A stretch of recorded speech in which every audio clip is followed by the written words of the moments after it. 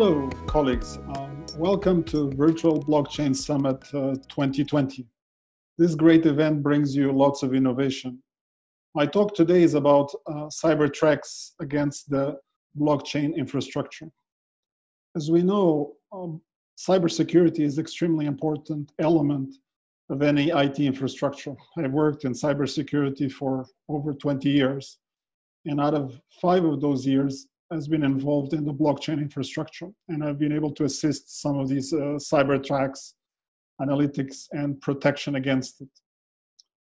Obviously, these cyber attacks have started as early as the first blockchain, Bitcoin, or a little bit over 10 years ago.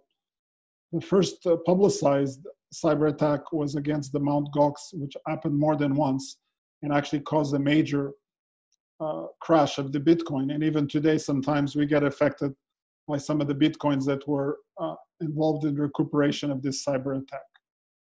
Over time, with blockchain 2.0 and Ethereum, the attacks evolved. Most common attacks that we know about today include the 51% attack that involves taking over more than 50% of the nodes and basically create fake transactions within the blockchain. In a private blockchain, this is a higher risk because the number of nodes tends to be smaller. However, in public blockchains like Bitcoin or Ethereum, where lots of nodes, millions of nodes operate around the world, 51% is highly unlikely because of the extreme cost to actually trying to launch such an attack in a logistic way. But the attacks have evolved. They have evolved with blockchain 2.0 into attacking the smart contracts. Smart contracts are code, which can be vulnerable, so they need to be audited. It doesn't really matter what language they happen to be written in. Solidity, JavaScript, C++, they all need to be inspected. And an audit over thousands of these contracts have validated the need for this inspection of the code, as many vulnerabilities have been found. Furthermore, a lot of people don't write smart contracts from scratch. They tend to clone other smart contracts. This gives them obviously additional problems as well. But the biggest problem behind all of this remains the user, and certainly today the most common attack that users fall victim to is the phishing attacks.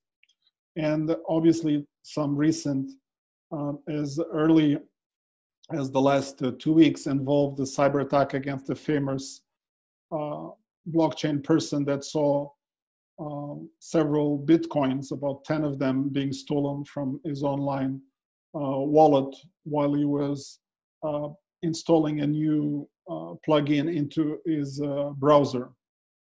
Similar, there has been 3 transactions in the Ethereum network in which some amounts appear to be reversed, which means people have spent over $2.5 million as the transaction fees for transactions of transfer of amounts less than $100.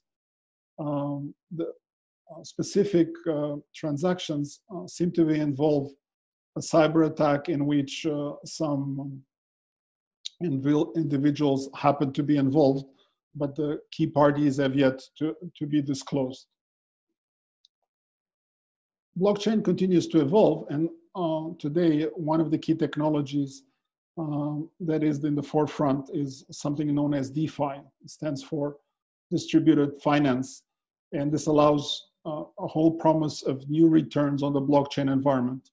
Distributed ICOs, better tokenization, and potential interest on accounts of Bitcoin or Ethereum, which today lie dormant without any direct revenues.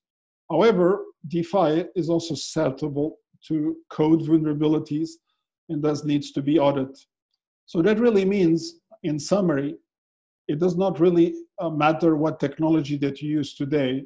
You really need to have a continuous process to protect your blockchain infrastructure. So audits are an extremely important technology.